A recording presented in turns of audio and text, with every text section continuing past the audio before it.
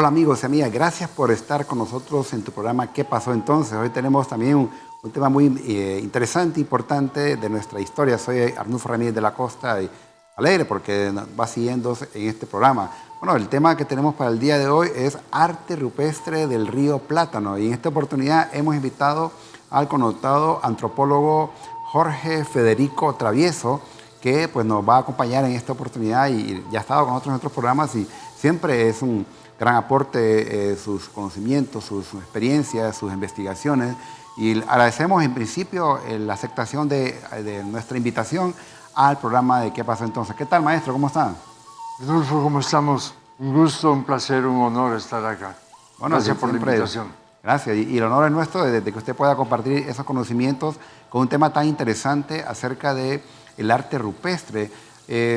Así, en forma general, maestro Travieso, ¿qué es el arte rupestre? El arte rupestre es una expresión artística que registra eventos naturales, eventos sociales, eventos mitológicos en las paredes de cuevas y refugios. Es una expresión muy importante porque está dirigida tanto a los seres humanos como a los espíritus. Entonces alcanza unos niveles de expresividad, una precisión en la documentación también verdaderamente impresionante, y Honduras está repleto de sitios rupestres. Interesante, muy interesante. Y cuando hablamos de, bueno, ese arte rupestre Río Plátano, usualmente la gente cuando habla de Río Plátano lo asocia con la Mosquitia. La Mosquitia viene amarrado con Ciudad Blanca. Hay tantos elementos en esta zona. Y siempre he comentado que el maestro Jorge Travieso es una de las pocas personas que conocen muy bien lo que es la zona de la Mosquitia. Y que venga a comentarnos sobre este trabajo es muy importante. ¿Hay alguna relación a Río Plátano, a Ciudad Blanca, maestro? Sí, es más, creo que es importante aclarar que la Ciudad Blanca no es una ciudad en el sentido en que nosotros lo entendemos, no es una ciudad como Tegucigalpa o Copán mismo. Es en realidad, en primer lugar, un sitio mitológico, un sitio propio de la mitología del pueblo Pech. Es un sitio que existe en una dimensión espiritual, pero ubicada, vinculada a una geografía muy, muy específica, que más adelante tendremos oportunidad de ver con más detalle. Esta geografía abarca todo un sector que bien podríamos considerar pues, un área cultural, ¿no? Y dentro de esta zona cultural encontramos el río Plátano. Es más, el río Plátano es como la médula de esta zona cultural, es el punto focal para toda una mitología, para toda una geografía simbólica propia de los Pech. Interesante. Bueno, vamos a iniciar entonces este recorrido por esta arte rupestre del río Plátano, ¿no? Bien, hablemos del río Plátano en general. Hablemos del río Plátano en primer lugar, ¿no? Es un río muy importante, pero no es el más grande de la Mosquitia, ni mucho menos. Ese honor le corresponde al Patuca.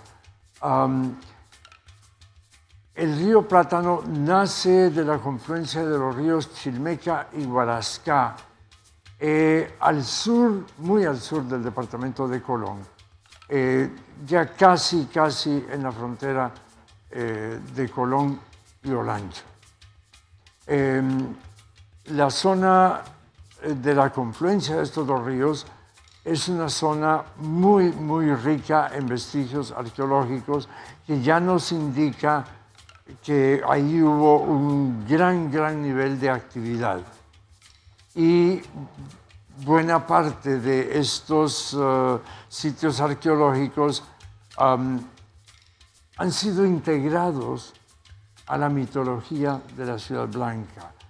Yo creo que la Ciudad Blanca es en realidad una especie de conglomerado que ha surgido en el imaginario indígena y en el imaginario popular, que incorpora muchos sitios. Entonces, cuando hablamos de la Ciudad Blanca, en realidad estamos hablando de Caja Camasa, el sitio mitológico Pech, y estamos hablando, pues, haciendo referencia a muchos sitios arqueológicos, y tenemos que contar entre estos los de el arte rupestre en Río Plátano.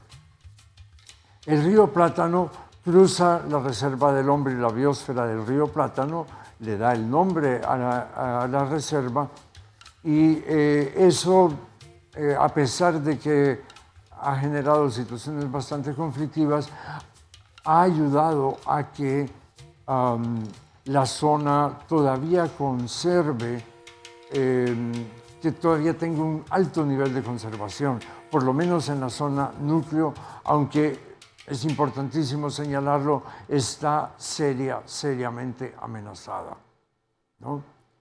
Y bueno, el río Plátano, que nace al sur del departamento de Colón, cruza el departamento de Colón, el lado oriental, y entra, gracias a Dios, y desemboca en el Mar Caribe, perdón, en un punto entre la laguna de Evans y la laguna de Bruce. Es entonces un río considerablemente largo, que cruza toda la zona núcleo de la reserva del río Plátano. Ahora, para poder interpretar, para poder hablar un poco sobre el arte rupestre, tenemos que entender un contexto cultural muy importante, que también creo que es indispensable para entender la dinámica cultural de nuestro país. Honduras se encuentra, o la mayor parte de Honduras se encuentra en el área cultural conocida como el área intermedia. Este es el área entre la cultura mesoamericana de los mayas y los mexicanos hacia el norte y el área de las culturas andinas hacia el sur, ¿no? Lo que conocemos genéricamente como territorio inca, aunque también había una variedad de pueblos ahí. Esta zona es de fuerte influencia de la cultura chibcha, y Honduras en ese sentido marca el extremo norte de la expansión chibcha. En Honduras entonces está el más fuerte punto de contacto entre la cultura chibcha, que viene del sur, y la mesoamericana del norte. Creo que culturalmente Honduras se define por la dinámica de esta interacción en las dos áreas culturales, ¿no? Y tenemos que ver, pues, que si bien las grandes culturas, la maya y la mexicana, básicamente llegan hasta, digamos, el río Ulúa, pero su influencia se extiende hacia el este, probablemente hasta el río Patuca en la Mosquitia, y luego tomando desde el Golfo de Fonseca, por el lado occidente de Nicaragua, la zona de los lagos, y baja hasta la península de Nicoya en Costa Rica. Esto lo podemos ver en pantalla, el azul oscuro, Mesoamérica, el amarillo, el área intermedia, y esta zona sombreada es el área de influencia de Mesoamérica dentro de la zona intermedia, ¿no? Entonces vamos a ver que en el arte rupestre de Río Plátano es fuertemente chibcha, pero con evidente y bastante fuerte influencia de la cultura mesoamericana. Ahora bien, los Pech, en su mitología, en su mitohistoria, hablan de que se originan en las islas de la bahía, de que su origen es de Sudamérica, pero que en territorio hondureño se asientan primero en las islas de la bahía, y de ahí hay una migración hacia Río Plátano. Suben el río Plátano, marcado en azul en el mapa que tenemos en pantalla, y llegan hasta el punto de Chilmeca, sobre el río Chilmeca que habíamos mencionado anteriormente, y luego ahí está Cajacamasa, este sitio mitológico. Ahí se asientan, pero luego de ahí tienen una diáspora, digamos, en tres direcciones. Hacia el noroeste hasta el Valle de la Huan, hacia el este, internándose en la Mosquitia, y hacia el suroeste, hacia Olancho.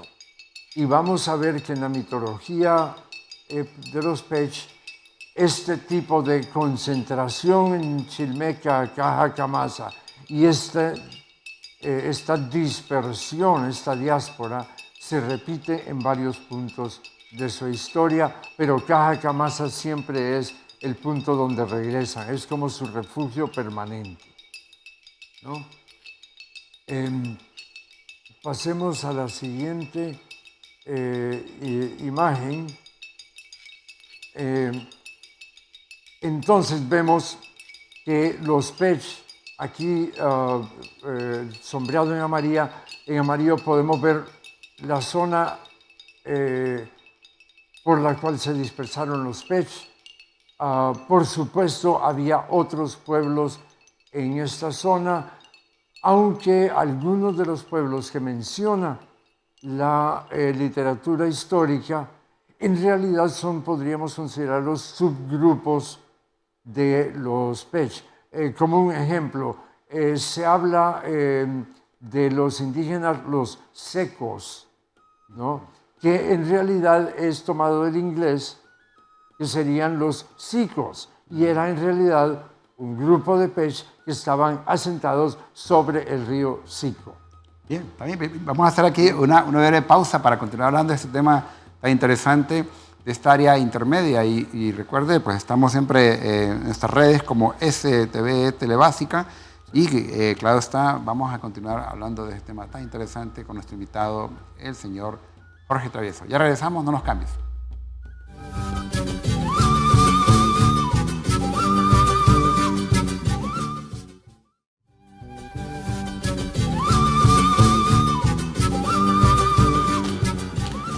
Gracias por seguir con nosotros en tu programa ¿Qué pasó entonces? Estamos hablando acerca de un tema muy importante que es arte rupestre del río Plátano, con nuestro invitado, el antropólogo Jorge Federico Travieso. Bueno, realmente en estos mapas que usted nos ha presentado, maestro Travieso, son una serie de rutas interesantes, de repente que no nos habíamos percatado o no las habíamos estudiado o no aparecen en cierta bibliografía. Eso es lo importante, ese aporte. Sí, gracias, Arnulfo.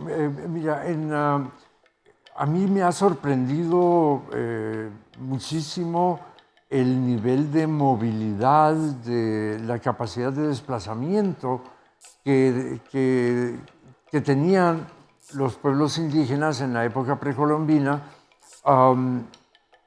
Claro, sin esa movilidad hubiera sido imposible esa dinámica entre las dos culturas, la mesoamericana y la chibcha. Ahora, En el caso del Río Plátano, la influencia mexicana llega por varios puntos y aquí vamos a ver cómo el sistema fluvial de la zona se convierte en una serie de supercarreteras que permiten una dinámica de movilidad impresionante. Pero veamos, tenemos dos asentamientos mexicanos muy importantes al oeste del Río Plátano. Uno en el Valle del Aguán, y hay documentación ya de los españoles que habla de pueblos mexicanos, asentamientos mexicanos que tenían 18 o 20 pueblos tributarios cada uno. Estamos hablando de fuerza militar, fuerza política, fuerza cultural, fuerza económica.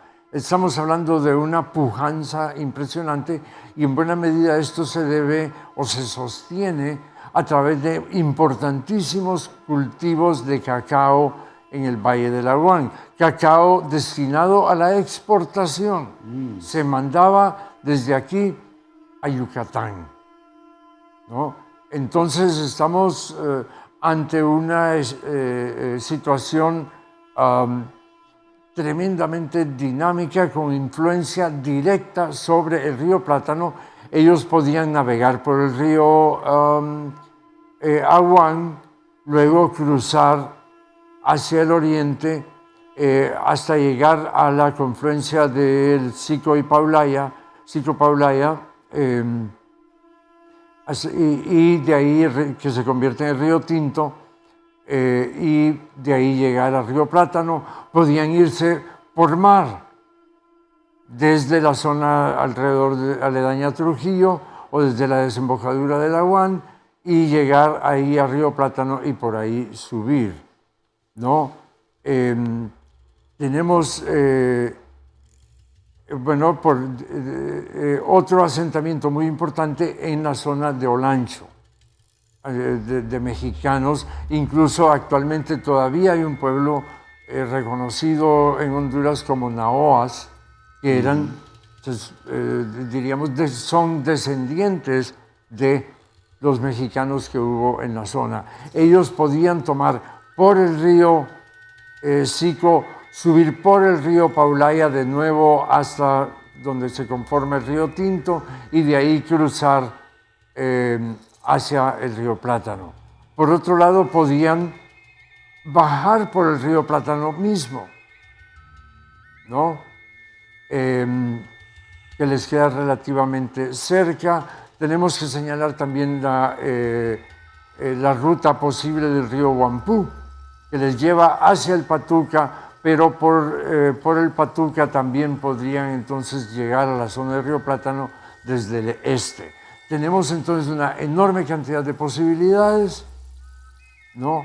Y recordemos que también había asentamientos mexicanos cerca de Choluteca, cerca del Golfo de Fonseca, y ellos por el río Coco podían acceder al Patuca y subir por ahí. Entonces tenemos tres posibles influencias, rutas de influencia mexicana. Y si tenemos influencia mexicana, hay también posibles presiones de las potencias coloniales de aquel entonces. Mira, sí, claro que sí.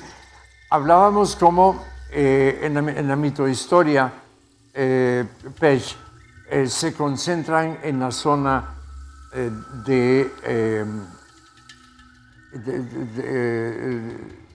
del nacimiento del río. ¿Okay? De ahí tenemos la diáspora. Sin embargo, la situación cambia drásticamente con la llegada de los españoles. En primer lugar, los españoles se asientan en Trujillo. Toda esta dinámica económica, cultural, militar, etcétera, de la que hablábamos de los mexicanos, se viene abajo rápidamente con los españoles. Entonces, esa línea de influencia sobre los Pech se desvanece, ¿no? así como se desvanece el sustento económico a través del cultivo del cacao y todo. Y los españoles empiezan a presionar desde Trujillo, obligando a los Pech a replegarse hacia Río Plátano. Tenemos españoles también en Olancho. Los mexicanos ahí se ven tremendamente debilitados por epidemias, y luego los españoles también empiezan a hacer presión. No logran conquistar plenamente el territorio, pero sí hacen incursiones constantes hacia la zona de Río Plátano, y sabemos que las rutas de Ciclo y Paulaya permanecen vigentes a lo largo de toda la época colonial. Por otro lado, en el oriente, dentro de la Mosquitia, los ingleses se instalan. Recordemos que su asentamiento principal es en la zona de Palacios, precisamente Río Tinto, Río Negro, un tanto al oeste del Río Plátano. Pero los ingleses también fortalecen a los misquitos, instalan el reino misquito, y los misquitos inician todo un programa de redadas para capturar a otros pueblos y venderlos como esclavos a los ingleses, y a la vez su venta como esclavos en el Caribe. Esto también obliga a los Pech a replegarse siempre hacia Río Plátano. De nuevo, su historia relata cómo se repliegan de nuevo hacia Chilmeca, cerca del nacimiento de Río Plátano. Exacto. Incluso usted hablaba acerca de una geografía mítica de los Pech. Sí, en este caso tenemos que Caja Camasa, la Ciudad Blanca, es este punto de refugio, pero es un punto de refugio también mítico. Tiene un héroe cultural que, después de pasar por una serie de aventuras, al final regresa a morir a Chilmeca y se refugia en Caja Camasa, que es la Ciudad Blanca en su dimensión espiritual. Ellos hablan de cómo fue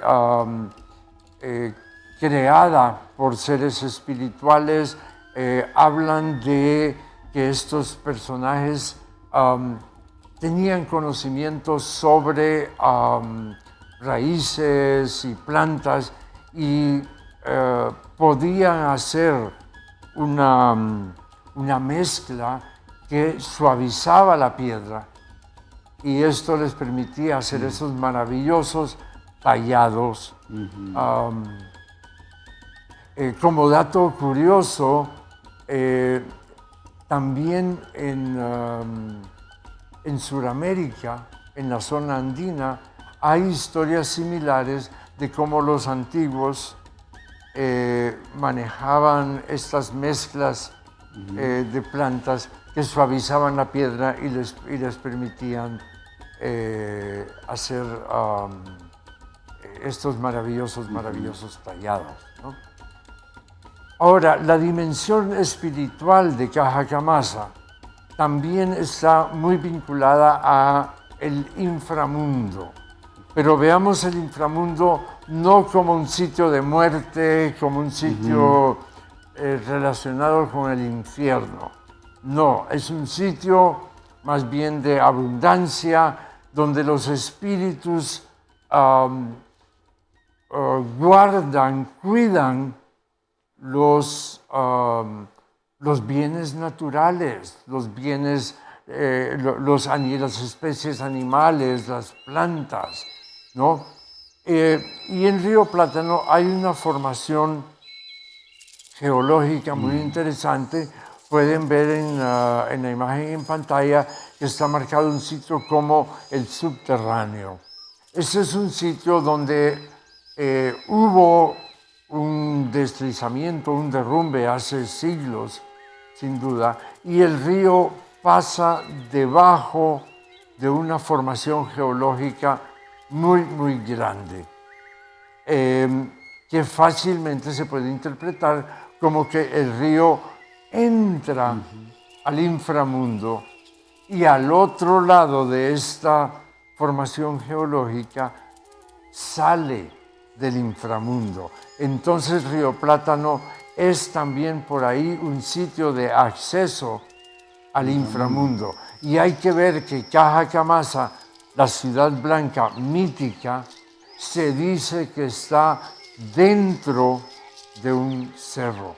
Está entonces debajo de la tierra, está en el inframundo y es un sitio de enorme abundancia. No, yo creo que cuando los españoles preguntaban que si había oro, los indígenas decían, sí, hay una ciudad donde, como dicen, comen en platos de oro. Ajá. De lo que estaban hablando era de la riqueza de este sitio mítico y los españoles lo tomaron de una manera muy, muy literal. Por supuesto, no encontraron esa maravillosa ciudad donde los gobernantes comían en platos de oro. Así andaban tras esa famosa leyenda del Dorado. Bien, pues vamos a hacer aquí una breve pausa para seguir hablando acerca de este tema y ya poder ver algunas imágenes interesantes sobre esta arte rupestre del río Plátano. No nos cambien, ya regresamos.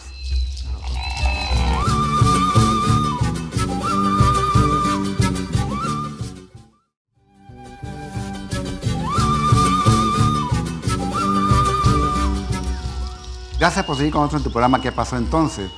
Realmente el tema de la serpiente emplumada es muy tomado en cuenta en todo Mesoamérica y esa expansión, esas tradiciones, vamos a decirlo así, influencia de estas culturas mesoamericanas, pues obviamente llega a Honduras y como bien lo remarcaba nuestro invitado, el antropólogo Jorge Federico Travieso. ¿La serpiente emplumada se mantiene en el arte rupestre, maestro? Sí, bueno, hay serpientes emplumadas por todo Honduras. Así es. Sí, efectivamente, se desarrolla un culto a Quetzalcóatl en el periodo postclásico, estamos hablando del 900 en adelante, que se vuelve muy importante para la legitimación del poder político, se convierte pues en un elemento político religioso de muchísimo peso y lo encontramos de manera muy marcada en Río Plátano. Aquí estamos viendo una imagen de Hualpulbancirpi, que es el primer, el sitio más al norte sobre el río Plátano. Hualpulbancirpi es un nombre misquito, significa piedra tallada pequeña. Y aquí es donde encontramos la serpiente emplumada o Quetzalcóatl en ejemplares verdaderamente preciosos. En esta imagen quiero resaltar principalmente el rasgo de la cola, que como podrán ver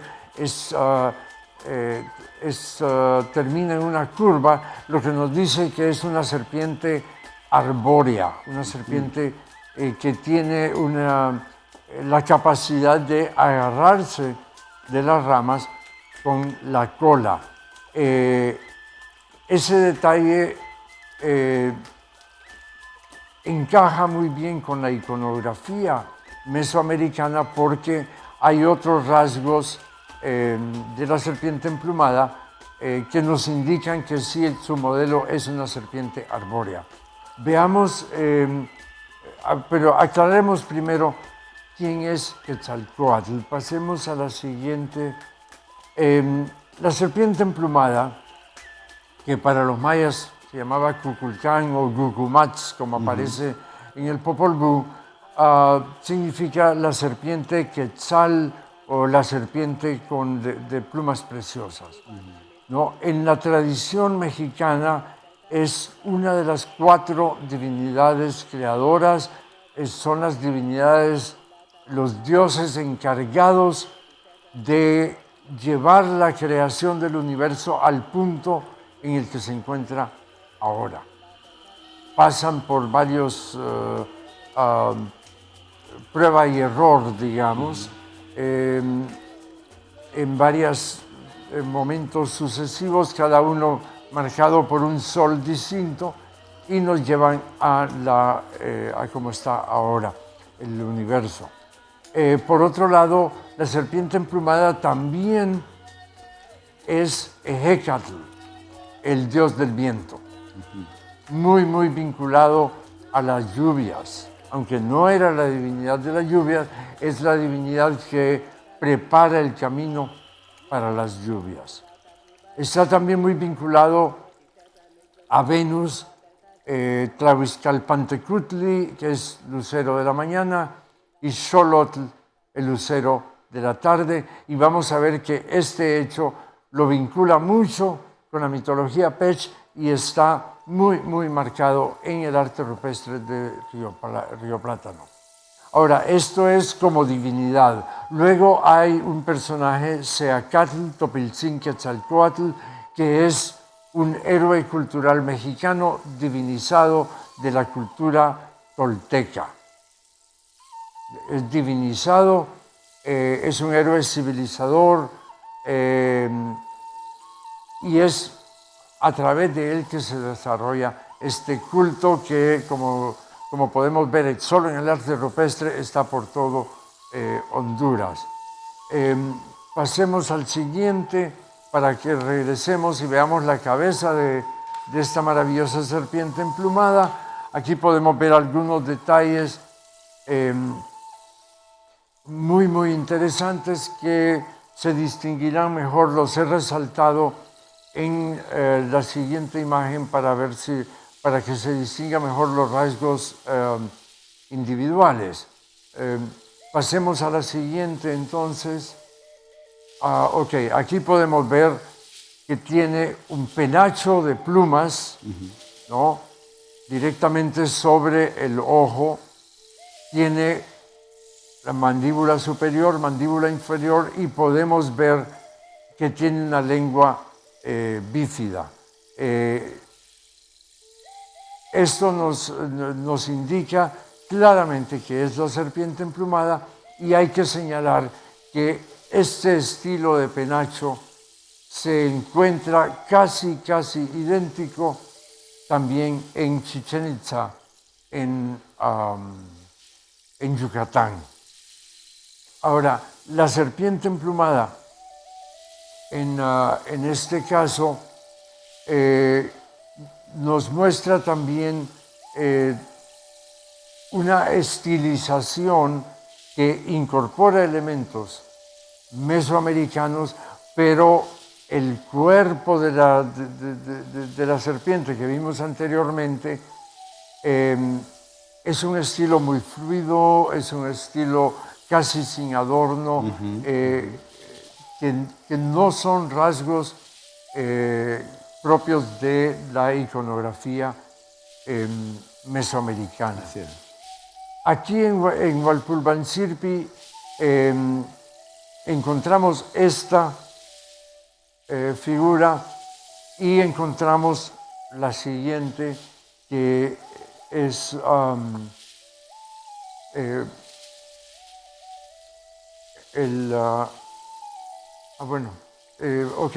aquí encontramos la cabeza de otra figura, que es una de las figuras más conocidas del arte rupestre.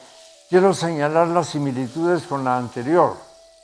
Podemos ver la mandíbula superior que termina en una curva, luego la lengua bífida de nuevo, y la mandíbula inferior que se extiende en este caso hacia atrás.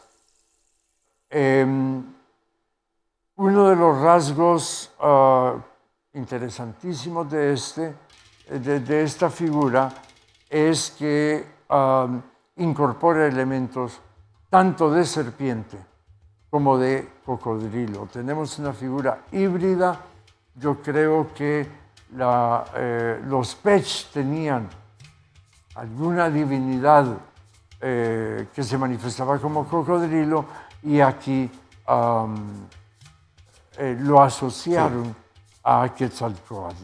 Bueno, y en esta oportunidad sabemos que el antropólogo Jorge Federico Travieso pues, hace trabajo de campo, ¿no? Y pues nos ha proporcionado un pequeño video. ¿No? Sí. Así, en forma general, nos podría decir. Mira, este es un video de cuando llegamos precisamente a esta imagen, en medio, literalmente en medio del río Plátano, y aquí aparezco yo dando una explicación de la iconografía de esta figura a mis compañeros de expedición. Vamos a Hualpulbansirvi.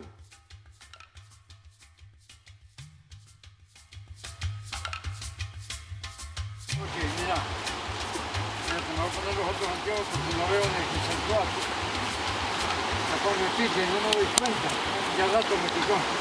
Ok, tenemos aquí, a mi manera de verlo, un híbrido serpiente-cocodrilo. Okay. Empecemos con la cabeza, es la clásica cabeza de serpiente emplumada. Tenemos los ojos, okay. Tenemos el labio con curva hacia adelante. Eso es clásico del arte mesoamericano. Ok, luego tenemos lengua bífida, aquí va uno y aquí va el otro. En una época había esta calle, está bastante. Lengua bífida, ok, entonces mandíbula superior, pero si se fijan bien, la mandíbula inferior viene hacia atrás. Ok, si fuera anatómicamente correcto para serpiente, estaría abierto aquí. Debería estar más levantado. Correcto, sí. Y si fuera anatómicamente correcto para cocodrilo, estaría abierto de aquí para arriba. Pero no está ninguno de los dos. Ahora, ¿por qué digo que es cocodrilo? Aquí tenemos las escamas dorsales. ¿No? Entonces tenemos, yo creo que es un híbrido. Los indígenas de acá deben haber tenido una divinidad cocodrilo que cuando vinieron los mexicanos y trajeron la serpiente emplumada, los fusionaron. Sí. Tenemos un sincretismo indígena. Okay, y aquí tenemos esta espectacular cola, ¿no? Aquí podrían ser las patas del cocodrilo, podrían ser. Ahora, ¿qué sucede aquí? Cuando el agua llega, yo creo que este es un marcador de agua. Cuando el agua llega hasta aquí, es cocodrilo. Mira, solo se le ve la mandíbula superior y las escamas. Cuando el agua baja, es serpiente. Aquí tenemos los 3 niveles del universo. La serpiente es serpiente tierra, pero es Quetzal, cielo. Y el cocodrilo es agua. Tenemos cielo, tierra y agua. Y el agua viene de abajo, del inframundo. Acuérdense que aquí adelante está el subterráneo, de donde el agua sale del inframundo. Entonces este incorpora todos los niveles y además les dicen, miren, el agua ya llegó a este punto, ya, qué sé yo, prepárense para la siembra, o cuidado que va a haber llena, ¿no? Algún tipo de marcador sucede aquí. Pónganle pausa. Pasame la de abajo, ¿Esa? donde estoy parado. Bueno, está, no se cae inmediatamente. Ojalá, porque no quiero dar el cachimbazo. Ok, muchachos. No, pero ahí tiene. Vamos a mojarlo y le vamos a mojar abajo. Ahora le vamos a mojar. Ahora, sí, pero voy a mojar. No. Quiero mostrarles Por parte. el asunto.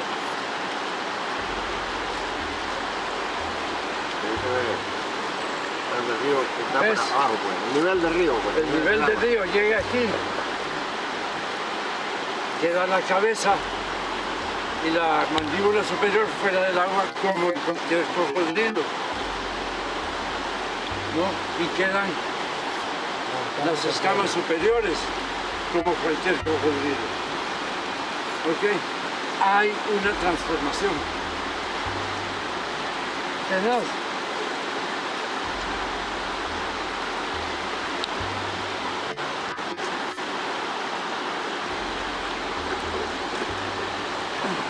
Puede considerar entonces como un tipo de calendario.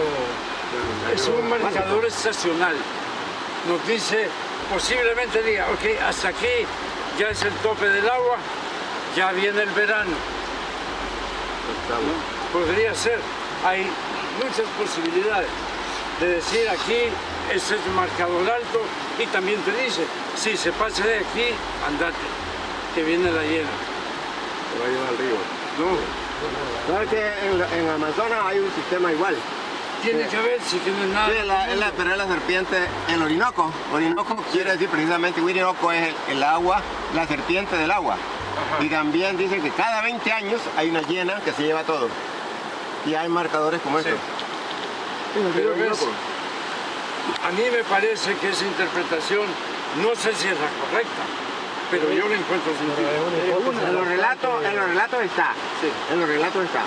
En el mito de Malibacá está. Sí, En el mito de Malibacá. sí, el asunto también, lo importante aquí es que hay un sincretismo indígena, chipcha mexicano, muy marcado, muy marcado, ¿no? Y aquí estamos como en el extremo sur del área de influencia mesoamericana. Caballeros, es un placer y un honor llegar hasta aquí con ustedes. Igualmente, el placer es nuestro. Una interpretación magistral de las mejores que he escuchado. Gracias. Gracias. Yo solo digo lo que San Juan me dicta. La camisa rota. Es interesante cómo esta interpretación iconográfica del arte rupestre nos conlleva al tema agrario. Casi todo gira en torno a la parte agraria. Así que vamos a continuar en el siguiente bloque para que comentemos este video y esta interpretación que nos hace el antropólogo Jorge Federico Traveso. No nos cambien, ya regresamos.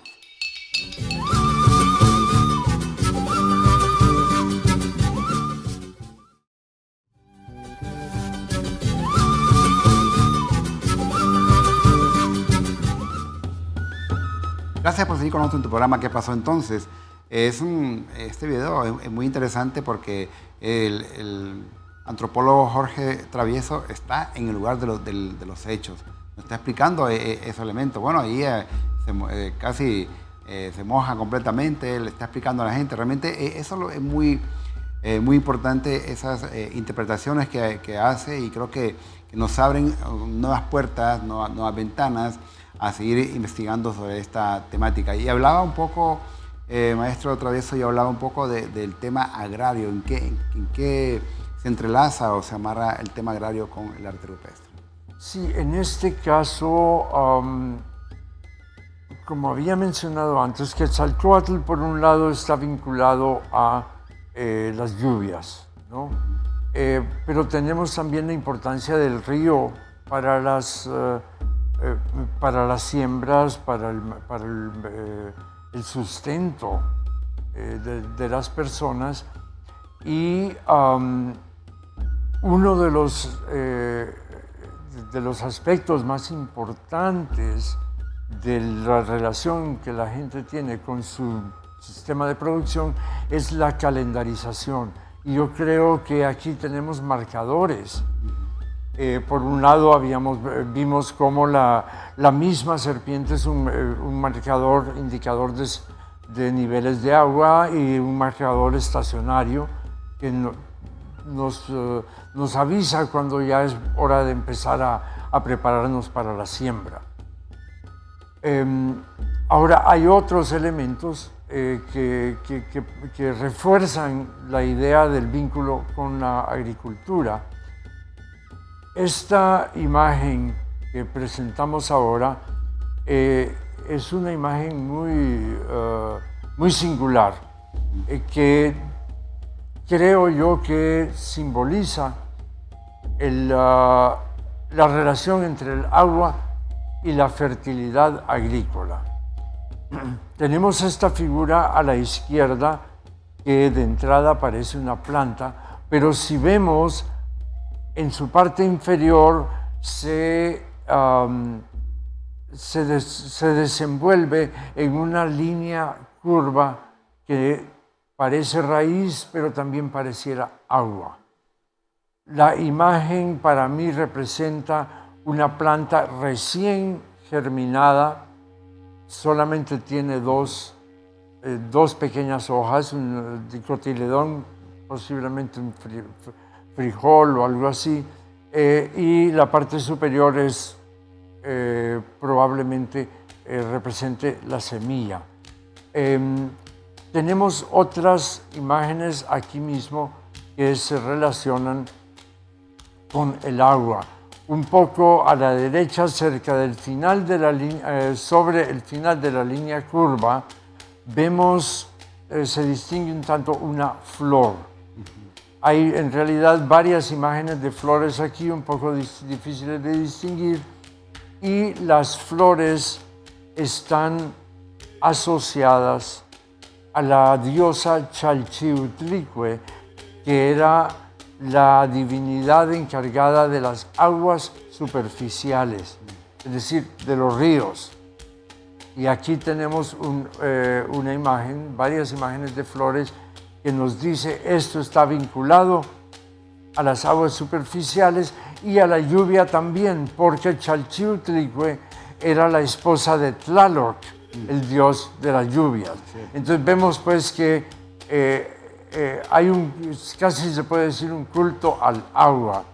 Quiero señalar aquí que lo que vemos en el extremo derecho, esta serie de círculos concéntricos, muy probablemente esté vinculado a Venus. El ciclo de Venus era uno de los pilares del calendario mesoamericano.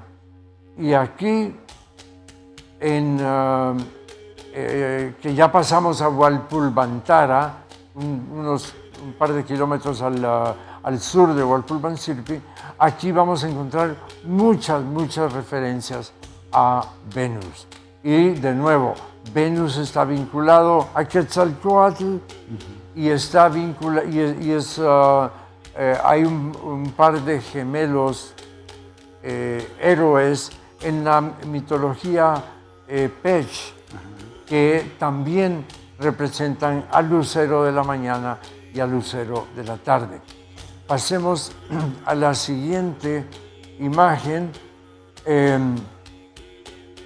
Esta es una foto panorámica compuesta si mal no recuerdo, son 3 fotografías distintas las que combiné acá, para que tengan una idea de cómo en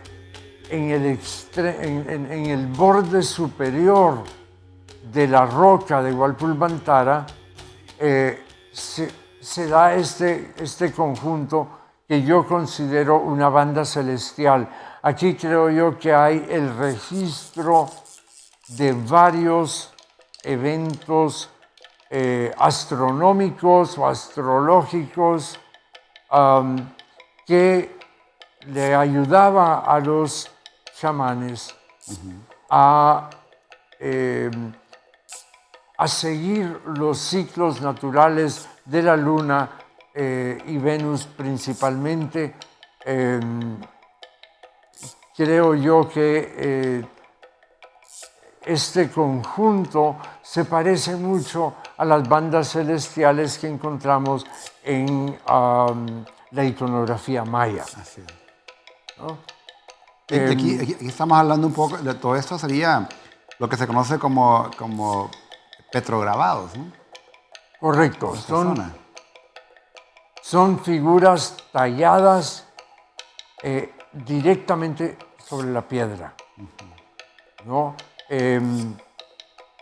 Tienen que haber tenido unas herramientas muy, muy fuertes para hacerlo, posiblemente de jade, que es una piedra tremendamente fuerte, o quizás algunas rocas basálticas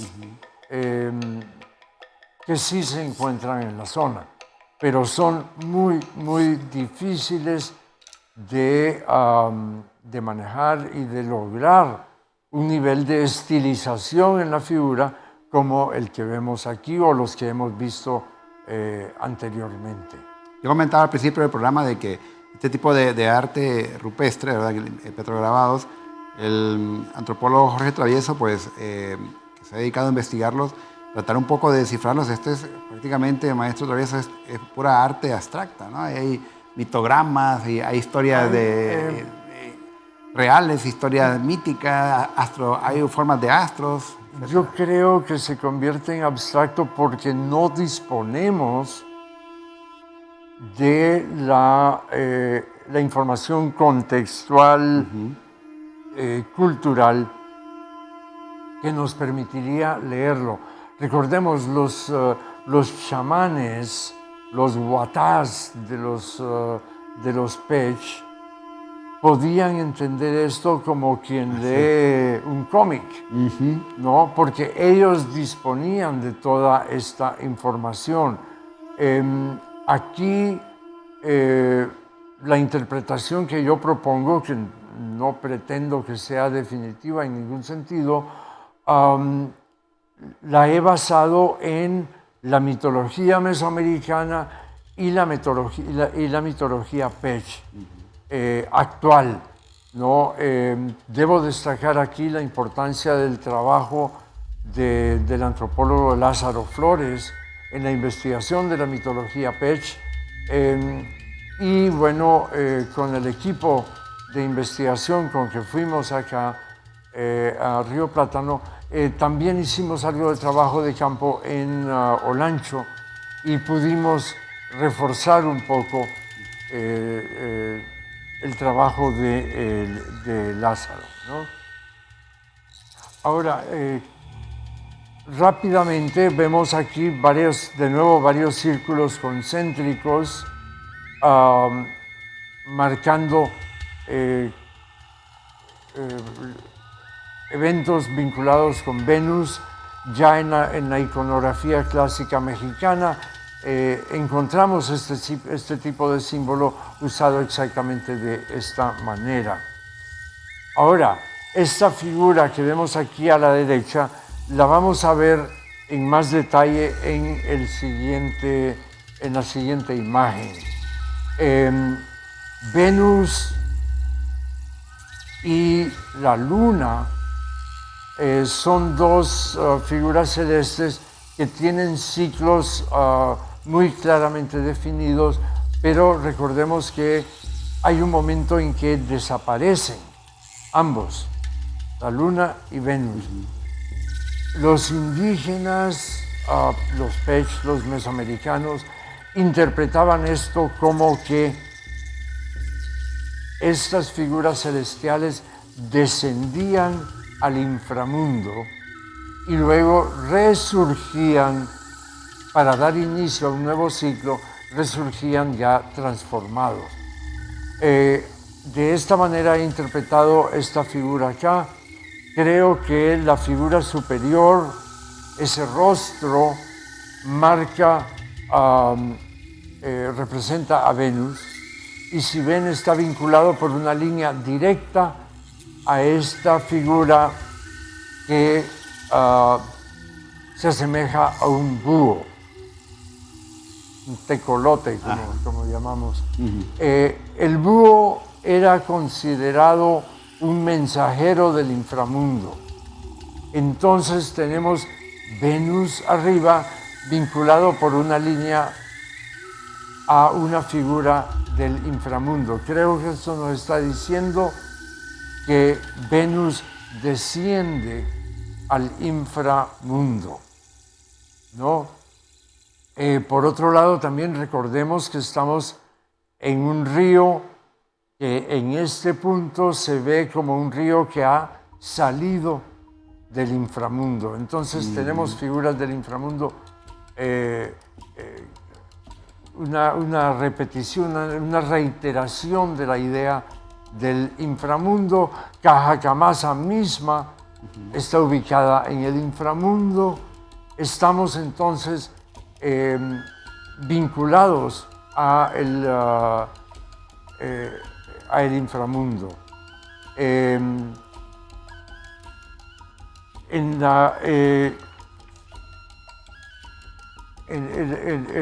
La Ciudad Blanca también está asociada al sitio de Chilmeca.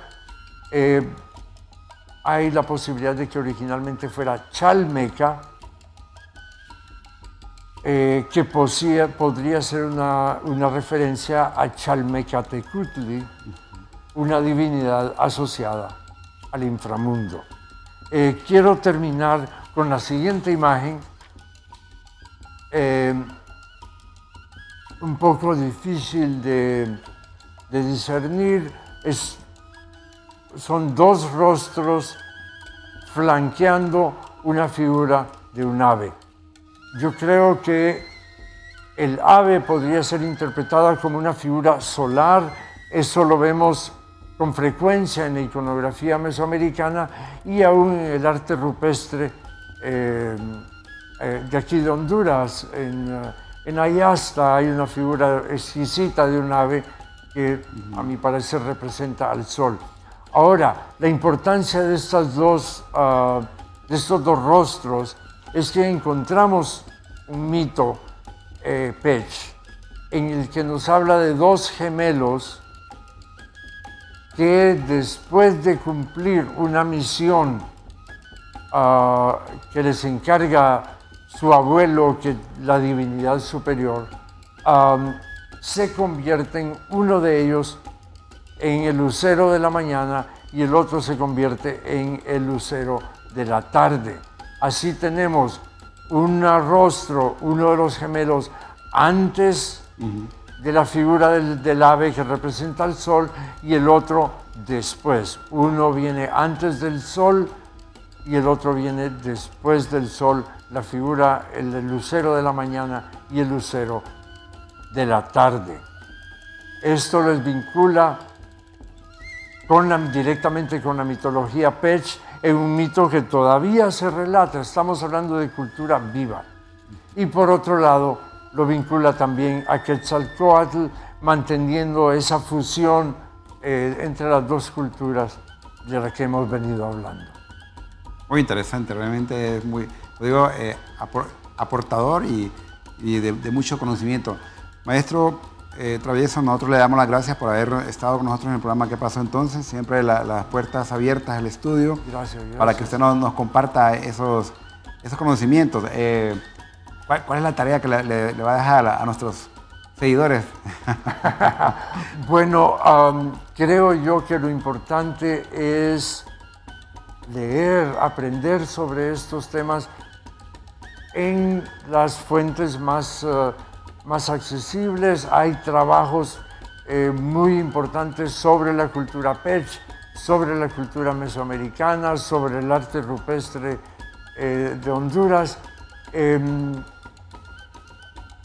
He tratado de presentar esto de tal manera que no se vea como un tema árido. Al contrario, hay momentos en la mitología Pech, en la mitología mesoamericana, que es mucho más dinámico y más interesante que cualquier videojuego, ¿no? Hay una enorme riqueza y es muy nuestra. Vale la pena que la conozcamos. Bien, estuvo con nosotros el antropólogo Jorge Federico Travieso, aportándonos estos conocimientos. Y a ustedes también gracias por seguirnos. Recuerden que estamos en nuestras redes como STV Telebásica para que pues, nos sugieras nuevos trabajos, nuevos invitados y pues yo con mucho gusto lo vamos a llevar a cabo. Gracias. Nos vemos en el siguiente programa de ¿Qué pasó entonces? Soy Arnulfo Ramírez de la Costa. Hasta pronto.